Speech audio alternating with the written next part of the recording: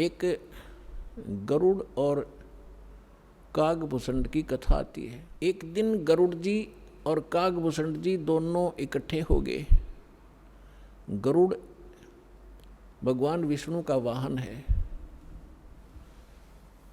और कागभूषण बहुत अच्छे जो है भक्त हैं। उनका ऊपर से मुंह कौवे का है, शेष शरीर जो है बॉडी देवता जैसी है, मनुष्य दृश्य है। और गरुड़ जी की भी यही दशा है।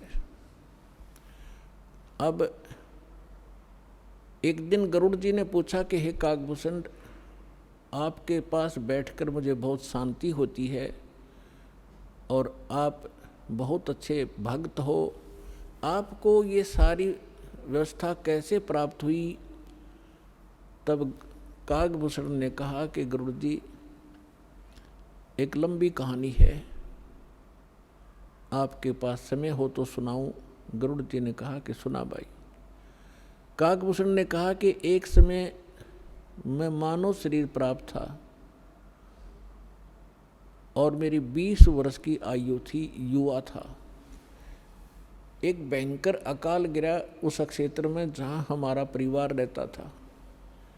मेरा पूरा परिवार नष्ट हो गया भूख के कारण। टक्कर मार मार कर भाई बहन और माता पिता मर गए। मैं युवा था, शक्ति मेरे में ज़्यादा थी उनसे। मैं कई दिन रोज तक भूख सहन करके जीवित रहा। उस क्षेत्र को छोड़कर मैं दूसरे स्थान पर चला गया जहाँ अकाल नहीं था। वहाँ पेट भर अन्न खाया, लेकिन हृदय में एक ऐसी चोट लग गई कि ये क्या जीवन है यहाँ का। कल तक हम भाई बहन माता पिता के साथ बड़े प्यार से खेल रहे थे, रह रहे थे, एक दूसरे से बगैर एक पल भी दूर नहीं हो सकते थे। और आज ना माँ रही, ना बाप रहा, ना बहन रही, ना भाई रहे। इसने मुझे इतना तोड़ दिया कि अब कुछ सूझ नहीं रहा था। इतने में क्या सुना कि एक मंदिर से आवाज आई, भगवान की चर्चा हो रही थी। वहां गया तो मंदिर के अंदर एक शिव का पुजारी एक ब्राह्मण कथा कर रहा था। मैं पीछे बैठ गया जाकर। कथा के उपरांत सभी श्रोता चले गए, मैं वहीं बैठा रहा। ब्राह्मण ने पूछा, बेटा क्या बात है, कहाँ से आए हो, कौन हो? तब मैंने अपनी दुख भरी कहानी ब्राह्मण को बताई। पंडित बड़ा दयालु था, मुझे सीने से लगाया और कहा, बेटा यहाँ तो दुखों के पहाड़ ऐसे ही टूटते रहेंगे, आप भक्ति किया करो, भक्ति करो बेटा, भक्ति से भगवान सहारा देता है और मोक्ष हो जाता है। तेरा कुछ नहीं है तो आप यहाँ मंदिर में रहो मेरे साथ। तो वो मंदिर में रहने लगा। अब दास जो आपको स्पष्ट करना चाह रहा है कि 2 प्रकार से मानव शरीर प्राप्त होता है। एक तो टर्न वाइज, 83 लाख योनियाँ भोग कर गधे कुत्ते सुअर सब आकर के मनुष्य शरीर मिलता है। दूसरा मिलता है पुण्य कर्मों से लगातार कई भी मनुष्य जीवन हो जाते हैं कंटिन्यू। तो कागभूषण का जो जन्म था वो टर्न वाइज था उसका, वो पिछले जन्म में मनुष्य नहीं था। वो बता रहा है कि मैं इतना दुष्ट था, 6 महीने तक मैंने उस महापुरुष की संगत की, ब्राह्मण की, और इसी कथा सुनाया करता था। और कथा सुना के यूँ कहा करता, बेटा दीक्षा ले ले, भगवान की भक्ति से मोक्ष होगा। तो मैं टाल मटोल कर जाता था, फिर देखूंगा महाराज, क्योंकि परमात्मा की वाणी माता है, तुलसी पिछले पाप से हरिचर्चा ना भावे। तुलसी पिछले पाप से हरिचर्चा ना भावे, जैसे जबर के बेग भूख विदा हो जाए। जैसे किसी को बुखार हो गया हो, मलेरिया हो, तो उसको चाहे मनुखा दाख, किशमिश, हलवा, पूरी, खीर, कितना स्वादिष्ट भोजन दे दीजिए, वो जीभ परखते ही कहता कड़वा कड़वा लगता है, मुझे अच्छा नहीं लगता।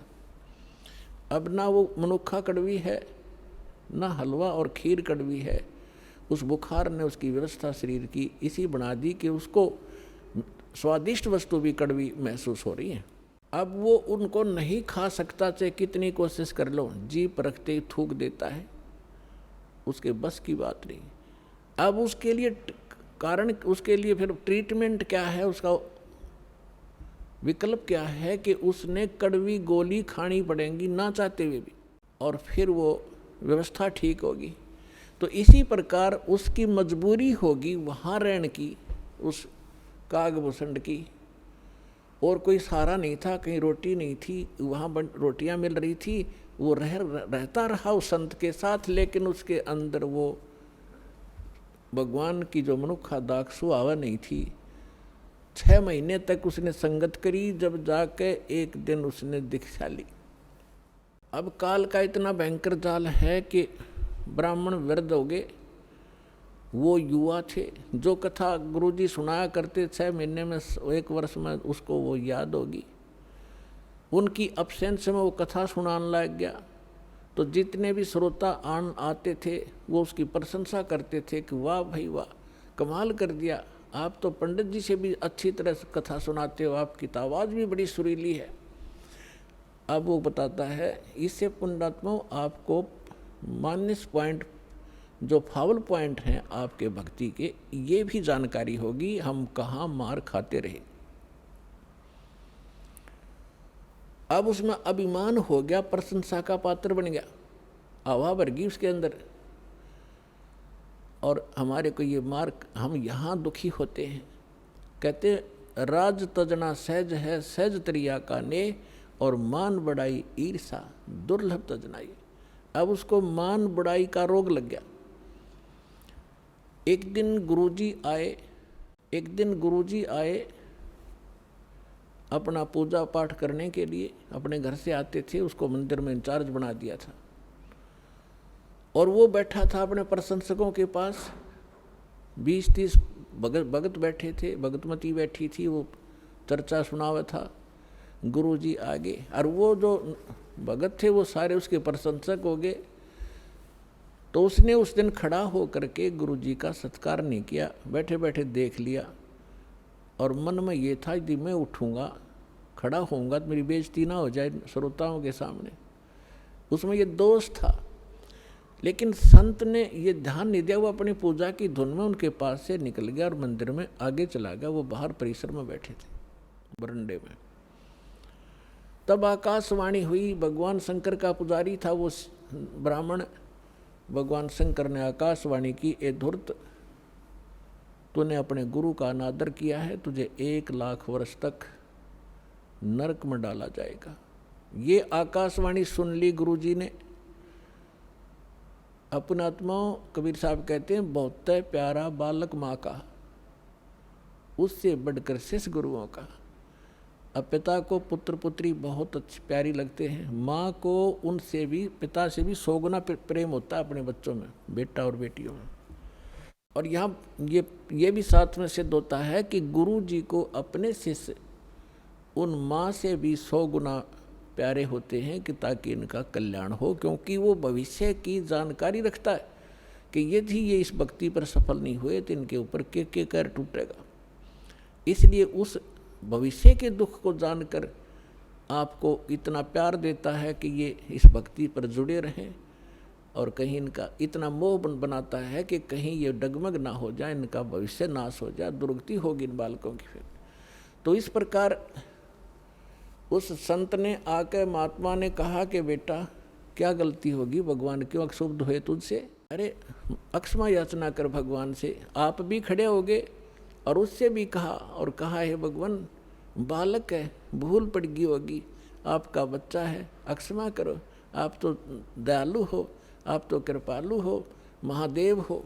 फिर आकाशवाणी की कि इसने अपने गुरु का अपमान किया है, ये मेरी बर्दाश्त से बाहर है।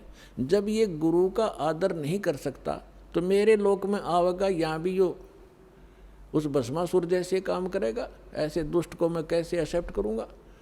तो जैसा आज ये गुरु के प्रति इसका व्यवहार है, ऐसा ही मेरे प्रति होगा। पुण्यात्मा परमात्मा कहते हैं, गुरु मानुष कर जानते ते नर कहिए अंध, और होवें दुखी संसार में आग गयम के फंद। परमात्मा आपकी ट्रायल लेता है कि यदि इस दास के स्थान पर मैं होता तो ये सामने वाला मेरे साथ जैसा आज इसके साथ व्यवहार कर रहा है ऐसा ही मेरे साथ करता।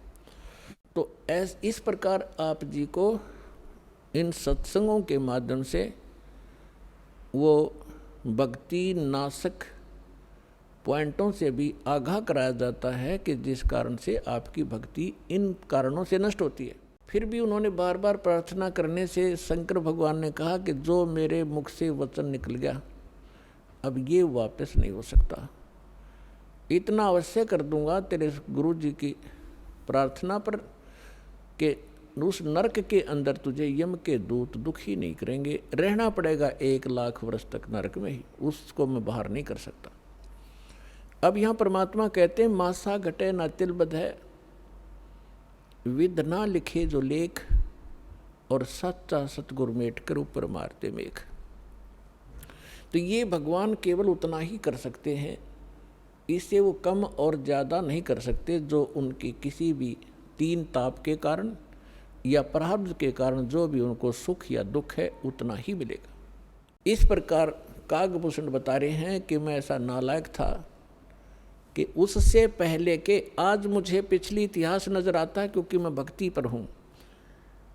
मैंने असंख्य जन्म खो दिए थे, जो टर्न वाइज मुझे असंख्यों जन्म मनुष्य के मिले, लेकिन भक्ति मैंने किसी भी जन्म में बीज नहीं बोया भक्ति का, और उस जन्म में मेरा भक्ति का बीज बू गया। और वो बीज बोने का, भक्ति का बीज पड़ने का कारण मेरे परिवार का नाश होना था। अगर वो परिवार नाश ना होता, वो परिवार के वो तो अक्षेत्र ही नाश हो गया था, तो वो मेरे लिए वरदान सिद्ध हो गया। आज मुझे महसूस हो रहा है वो कष्ट ना आता तो मैं उस जन्म में भी भक्ति नहीं करता, इतना नीच था। अब कागभूषण कहता है उसके बाद मेरा 1,00,000 वर्ष के बाद फिर पुनः जन्म हुआ,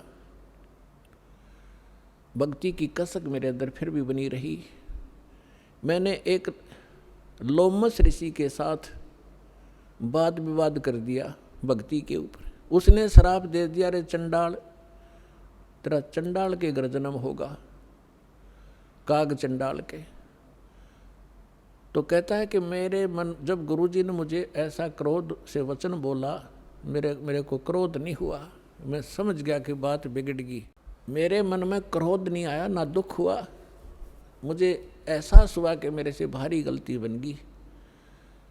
तो मैंने उनके तरफ करबद्ध होकर के हाथ जोड़ के ऐसे मायूस सा बनकर कहा कि हे ऋषि जी, जन्म तो दास को कहीं दे देना, पर एक वरदान भी दे दो कि मेरे भक्ति भूल ना पड़े। तो उसने कहा भाई ठीक है, तेरा जन्म तो होगा चंडाल का, लेकिन ये आशीर्वाद दे देता हूँ कि भक्ति बनी, तेरा याद बनी रहेगी भगवान की। तो फिर काग चंड के घर ये जिसका जन्म हुआ, पूरा इतिहास बता रखा परमात्मा ने अपने सूक्ष्म वेद में। ब्रह्मा जी का वाहन है हंस, उसकी हंसनी को ब्रह्मा जी की पत्नी सावित्री उसको गर्भ धारण कराने के लिए काग चंड के घर लेगी। उनके संयोग से फिर कागभूषण का जन्म हुआ। ऊपर से मुंह काग का है, नीचे शरीर देवताओं जैसा है। फिर ये कहता है कि गरुड़ जी उसके बाद जो नेक्स्ट जन्म मेरा चंडाल के घर हुआ कागभूषण नाम से, उस जीवन में मेरे भक्ति की जबरदस्त कसक बनी रही। मैं घूम रहा था, भटक रहा था, गुरु भी बना रखे थे, ऋषियों के पास भी गया था और भक्ति भी कर रहा था। उसी दौरान मुझे एक जोगजीत नाम के महापुरुष मिले। उन्होंने मुझे सतलोक और सचखंड और बहुत आगे की जानकारी दी, और उन्होंने मुझे एक ऐसा मंत्र दे रखा है, उसका जाप करता हूँ और मेरी बहुत लंबी उम्र उन्होंने बख्श दी है। तो पुण्यात्माओं, वो जोगजीत कौन थे? ये वो परमात्मा है कबीर साहब, हमारे परम पुरुष। ये भिन्न भिन्न रूप बना के भिन्न भिन्न नामों से यहाँ आते हैं और अच्छी आत्माओं को मिलते हैं, उनको भक्ति से युक्त करते हैं। तो जो प्रसंग चल रहा था कि जैसे आप पूर्व जन्म के पुण्यकर्मी प्राणी हो, उनको मनुष्य जीवन मिला है, तो वो आज भी भक्ति की कसक आप में विद्यमान है, आप भटक रहे हो। और कुछ ऐसे व्यक्ति हैं, एक ही घर में एक तो इस ज्ञान को सुनते ही भाग लेता है, और दूसरे को समझाने की चेष्टा करते हैं तो भी वो नहीं मानते हैं, विरोध करते हैं। तने देवी देवता छोड़ दिए, तने बैठा दिया है, देवता रुष्ट हो जाएंगे, ये हो जाएगा, नुकसान हो जाएगा, या वो भक्ति करते ही नहीं है। तो इसका कारण बताया परमात्मा ने। कबीर साहब कहते हैं, सठ दल दोनों दीन का, दिल में दोष न धार, सतगुरु का कोई एक है, यू काल का सब संसार। तो ठीक इसी प्रकार पिछले संस्कार प्रारब्ध से ये सब आपका पिछले संस्कार से आपको सब वस्तु प्राप्त हो रही है, लेकिन आगे की भी तैयारी करवानी है। जैसे कागभूषण का पिछला संस्कार नहीं था, ऐसा रीजन बन गया और उसके ऊपर इतना सत्संग की बौछार होगी, ना चाहते हुए भी उसने वहाँ रहना था। रोज ऋषि ने संत ने सत्संग करना था, उसका असर हो गया। अब जैसे किसी को सर्प डस जाता है और पहले मंत्रों से यंत्र ये सब जतन हुआ करते थे, गारुड़ एक मंत्र सिद्ध कर लेता है ये वेद का, और उस मंत्र से फिर वो विष उतारता है। तो उस जिसको सर्प ने डसा हुआ है वो अचेत पड़ा है, ना उस मंत्र की लैंग्वेज समझता है, ना आवाज़ सुन रहा है, लेकिन वो मंत्र फिर भी उसके ऊपर असर करके विष रहित कर देता है और वो सचेत हो जाता है। ठीक इसी प्रकार आज परमात्मा ने यही तरीका बनाया है। ऐसे साधन बना दिए, चिप बनवा दी, वीडियो ये डीवीडी बनवा दी, सुबह दोपहर शाम की आरती कंपलसरी करनी पड़ेगी। अब घर के अंदर दो सदस्य नहीं भी नाम लेना चाहते और ना सुनना चाहते, वो घर से बाहर कहाँ जाएंगे। आप अपनी आरती भी कर रहे हो, आप अपना मंत्र जाप भी कर रहे हो, आप परमात्मा की वाणी सत्संग भी चला देते हो देर सवेर, उनके ऊपर उस कागभूषण की तरह एक दिन असर होगा। और वो भी या राम नाम की कलम उनका भी चढ़ जाएगी एक दिन, और उनका पार होगा, क्योंकि भगवान का वचन है।